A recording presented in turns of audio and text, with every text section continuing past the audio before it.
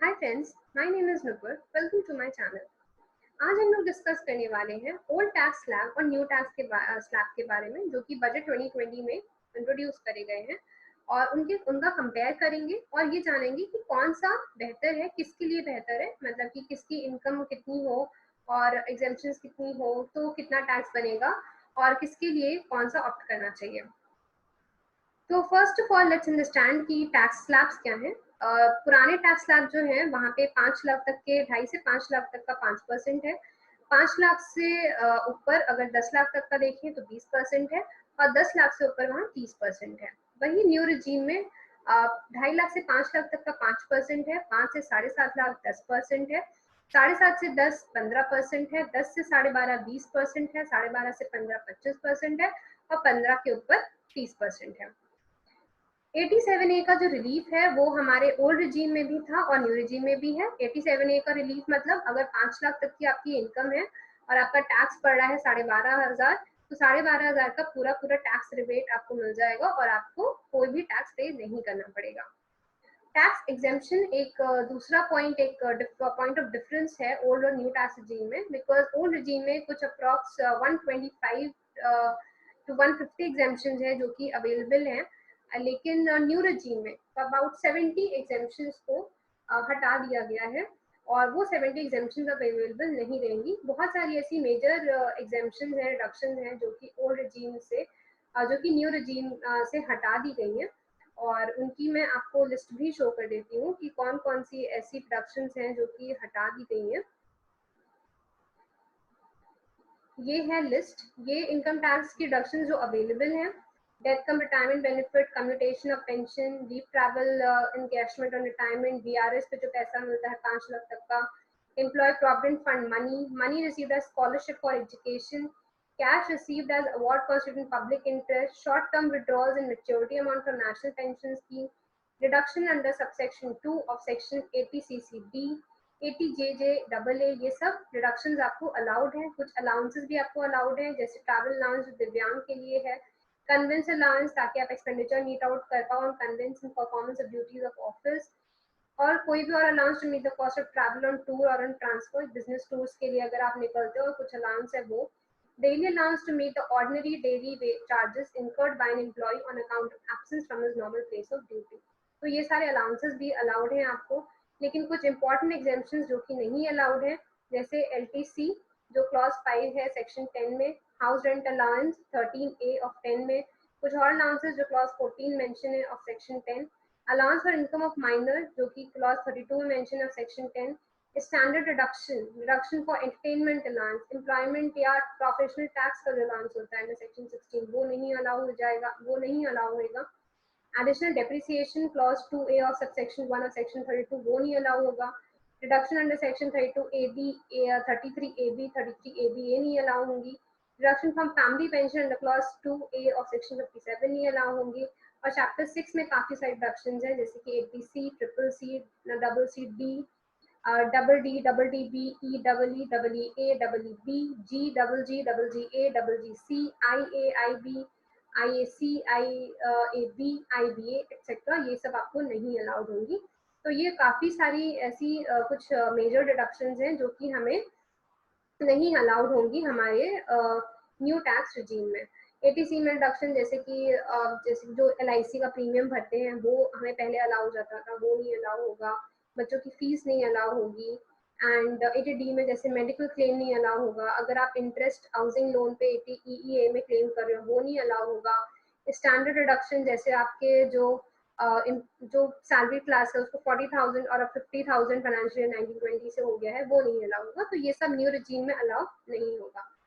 यहाँ पे मैंने कुछ सिनारियोज बनाए हैं जहाँ पे मैंने ये शो किया है कि ओल्ड टैक्स रिजीम में क्या टैक्स पड़ेगा और न्यू टैक्स रिजीम में क्या टैक्स पड़ेगा according to a specific income. ये जितने भी टैक्स रेट्स हैं ये सारे में सेस इंक्लूडेड है, जो 4% का सेस है वो ऑलरेडी इंक्लूडेड है इसमें। तो लेट्स सी कि फर्स्ट सिनेरियो क्या है। पहला सिनेरियो ये है जहाँ पे individual is claiming no exemption, यानी कि कोई एग्जेम्पशन उसके पास नहीं है, कोई रिडक्शन उसके पास नहीं है, तो वो नहीं क्लेम कर रहा है। उस केस में हमेशा मैं कहूंगी कि जो नया टैक्स रिजीम है वो हमेशा हमेशा बेनिफिट रहेगा, बिकॉज वहां पे जो स्लैब टैक्स रेट्स है हमारे वो हर 2.5 लाख पे 5% के इंक्रीज हुए हैं। और जो हमारे ओल्ड टैक्स रिजीम है उसमें एकदम से 10%, एकदम से 20% और 30% का आ गया। 10% का तो है ही नहीं, 20% और 30% आ गया है।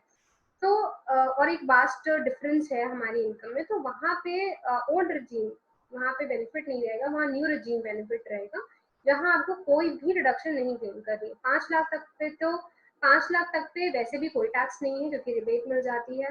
7.5 लाख पे ओल्ड में आपको 65,000 पे करना है, जहाँ की न्यू में आपको 39,000। 10 लाख पे ओल्ड में 1,17,000 और न्यू में 78,000। 12.5 पे 1,95,000 और न्यू में 1,30,000। 15 लाख पे 273 और न्यू में 1,95। 15 लाख पे जो लॉस है हमारा वो स्टेबल इसलिए हो जाता है क्योंकि वो दोनों ही ओल्ड रिजीम और न्यू रिजीम में जो टैक्स रेट है वो 30% का है। तो वहाँ पे जो हमारा लॉस है वो स्टेबल हो जाएगा कि मतलब चाहे अगर आप ओल्ड रिजीम लेंगे तो 273 और 15 लाख से ऊपर भी 351 and 429 like so on. And जो लॉस है वो आपका स्टेबल हो जाएगा। नॉट सेइंग अबाउट टैक्स, जो लॉस जो अब आपका ओल्ड स्कीम को लेने से होएगा वो स्टेबल हो जाएगा अगर आप 15 लाख या 15 लाख के ऊपर हैं तो। सेकेंड सिनेरियो है जहाँ पे कोई पर्सन है जो 1,50,000 की एग्जेम्पशन क्लेम कर रहा है। उसके पास सपोज LIC का प्रीमियम वो पे करता है, अपने बच्चों की स्कूल की फीस पे करता है, तो वो 1.5 लाख का एग्जेम्पशन क्लेम कर सकता है। तो वहाँ पे केस में क्या होगा कि 5 लाख तक पे तो वैसे भी कोई टैक्स नहीं है। 7.5 लाख पे आपको अगर 1.5 लाख आपने बेनिफिट ले लिया तो आपको टैक्स जो पे करना है वो 6 लाख पे करना है। तो 6 लाख पे जो आपका टैक्स बनेगा ओल्ड रिजीम में वो 33,800 बनेगा, जबकि जो न्यू रिजीम है वहाँ पे आपको जो टैक्स बनेगा वो 39,000 बनेगा। तो यहाँ पे आपका जो ओल्ड रिजीम है वो आपको बेनिफिट देगा और 5,200 का compare to the new scheme. जहाँ आप 10 लाख पे जाते हैं तो वहाँ आपका अगेन ओल्ड रिजीम आपको बेनिफिट नहीं देता है, न्यू रिजीम ही बेनिफिट देता है, बिकॉज हमारे पास अमाउंट ऑफ एग्जेम्पशन कम है। और 10 लाख तक पे अगर आप देखें 7.5 से 10 लाख पे आपको 10% का ही टैक्स रेट पे करना है। जबकि अगर आप ओल्ड रिजीम में देखें तो 7.5 से 10 में आपको 20% टैक्स रेट पे करना है। तो ऑब्वियसली बात है हमें न्यू रिजीम में ही बेनिफिट है। नेक्स्ट हम आते हैं सिनेरियो 3 में, जहाँ पे हमने कुछ 225 की डिडक्शंस हम क्लेम कर रहे हैं। तो 225 की डिडक्शंस अगर हम क्लेम कर रहे हैं तो 5 लाख तक तो कोई टैक्स नहीं है। 7.5 लाख तो ऑब्वियसली बात है आपको कम टैक्स पे करना पड़ेगा। 10 लाख में भी ओल्ड में आपको कम टैक्स पे करना पड़ेगा और 12.5 लाख पे भी आपको कम ओल्ड पे कम टैक्स पे करना पड़ेगा। 15 लाख पे जाके आपको ज्यादा टैक्स पे करना पड़ेगा compare to the old scheme. लेकिन वही मैंने कहा था कि 15 लाख पे जाने के बाद आपका जो लॉस होएगा वो स्टेबल हो जाएगा। जैसे 7,800 चाहे इनकम जितनी भी हो, 17.5 लाख हो चाहे 20 लाख की हो, क्योंकि 15 लाख के बाद आपका जो टैक्स स्लैब है वो स्टेबल हो जाता है, 30% का हो जाता है। तो जो डिफरेंस आएगा आपका टैक्स का वो सेम आएगा, लॉस का डिफरेंस जो आएगा वो सेम आएगा। तो इनिशियली हमारा तो बेनिफिट रहेगा, लेकिन लॉन्ग टर्म में वो हमें बेनिफिट नहीं देगा अगर हमारी इनकम धीरे धीरे इंक्रीज होती गई और अगर हमारी एग्जाम्पशन 225 ही रही तो या तो हम क्या करें अपनी एग्जाम्पशन को इंक्रीज करें।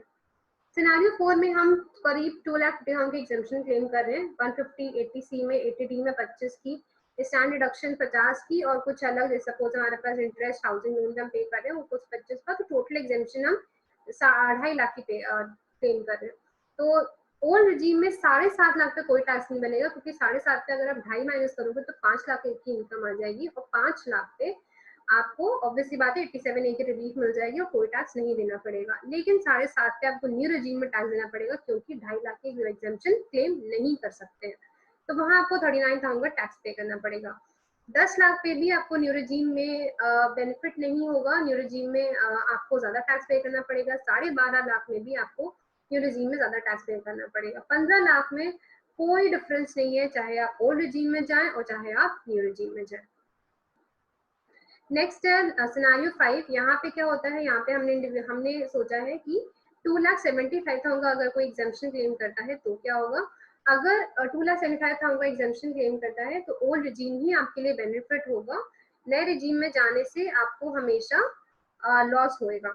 तो ओल्ड रिजीम में आपको हमेशा सेविंग्स रहेंगी। 7.5 लाख पे 39,000 की सेविंग, 10 लाख पे 80,200 की सेविंग, 12.5 पे 80,200 की सेविंग और 15 लाख के ऊपर आपको सेविंग्स आपकी फिक्स्ड हो जाएंगी। आपको कंटिन्यूस सेविंग 7,800 की होंगी।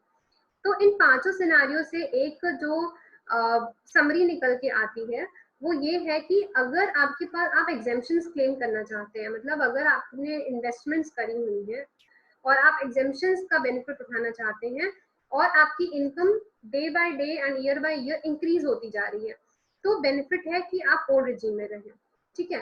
क्योंकि न्यू रिजीम में अगर एक बार आप आ गए तो आप ओल्ड रिजीम में वापस एक ही बार जा सकते हैं।